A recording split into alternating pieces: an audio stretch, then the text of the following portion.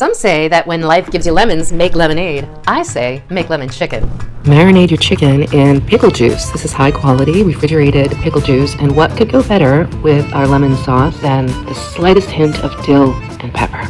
So what we're gonna do is just carefully lengthwise cut down, but not all the way through, each breast. Make sure to use that claw grip. Safety first.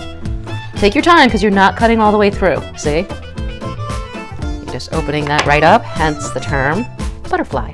There are so many kinds of meat tenderizers out there on the market. You may not even have one. That's fine. You can use another tool in your kitchen, whether a rolling pin or a solid handle. Just pound it enough so that it's tenderized, flattened out a little bit, but not pulverized. A little bit of olive oil, just to give it a little moisture. Pure olive oil only makes all the difference. Kind of rub it lovingly. Got some black and white peppercorn right here.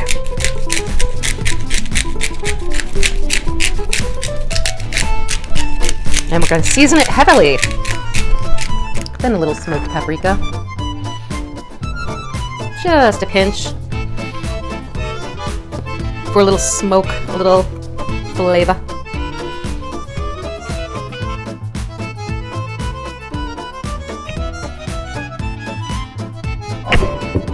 I can't lie, folks. Ever since I found out the amazing benefits, full body benefits, of parsley, which is very readily available in most stores and is also pretty inexpensive. There's something about fresh parsley that smells and tastes like summertime. So yeah, we're definitely going to add some to our cheese. I'm adding a couple of scallions, which my scallion short shows you how to grow in your own kitchen all year long. The French call this cutting technique chiffonade, and it's merely a matter of taking your basil leaves, stacking them in a pile, rolling it into sort of cigar shape, and then slicing through that roll for beautiful little rings. Watch your fingers. And you can use this method for all other kinds of greens as well. To our 15 ounces of skim regatta or regatta,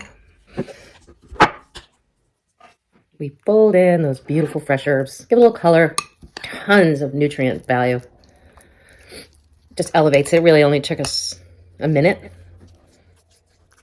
And then once it starts to get incorporated, give it a good twirl. Look how beautiful that is. So simple. And we're going to take that amazing cheese, leaving about an inch around the edge. Just start stuffing. It's a little messy. It's kind of fun.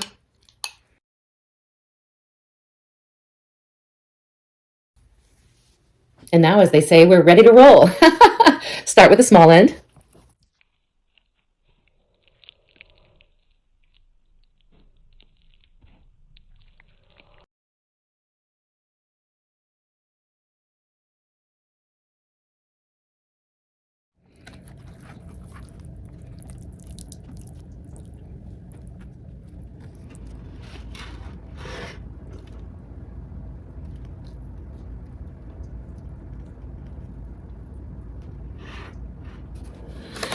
Cover in preferably brown, but parchment paper, not plastic. Refrigerate for 24 hours.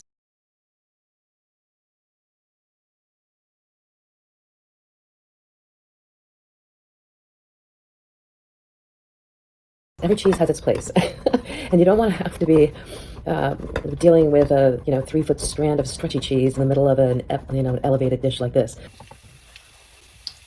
As I respectfully acknowledge that many of my colleagues who are authentic Italian chefs, we all stop before the garlic burns. They would add the cream next, some of them, but I actually just have this old-time thing I love, just seasoning my oil, infusing my oil while sort of semi-browning my veg.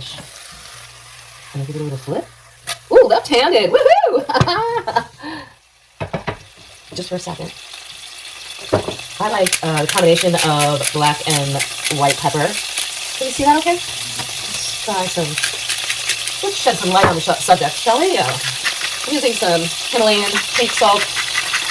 It's hopefully really from Himalayan mountains and not from other places, because that's an issue. We gotta watch out for that. Make sure your Himalayan pink salt is in fact that. And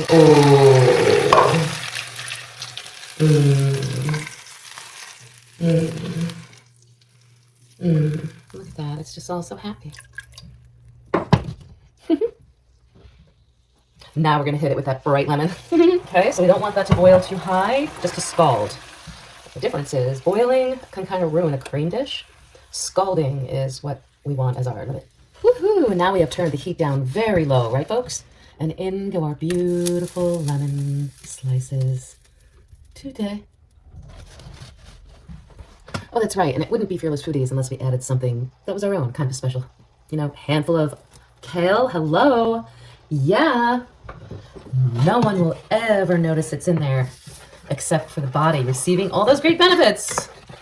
It mixes in beautiful with the herb and the little bit of scallion, and if you want to put in a little spinach, we have a whole video on 5 ways to use spinach. Well, here would be another one.